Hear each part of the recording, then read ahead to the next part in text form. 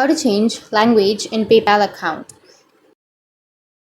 So if you want to change language in your PayPal account, then it's not possible to change language in your PayPal account. So what you need to do is just open up your settings on your device and you need to change the language of your phone. Once you've changed the language of your phone, then you'll be able to change, or then you will have the other language in your PayPal account. So just go with settings and then go with search, which is on the upper right. Go with the magnifying icon and search for language. And once you go with languages, now you just need to simply choose a language.